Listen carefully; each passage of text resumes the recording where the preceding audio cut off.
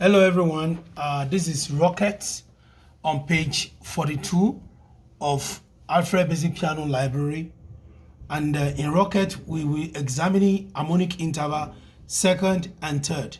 Okay, we are examining third and second with the left hand. If you look here, so here we have it, the second, and then we have the third over here.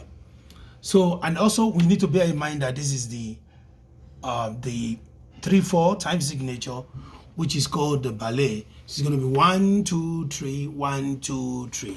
So if I clap this song now, it's going to be 1 2 3 1 2 3 1 2 3 1 2 3. Okay, so I will arrange my finger in the C position. I will arrange my finger in the C position. Okay, and then I will play like this.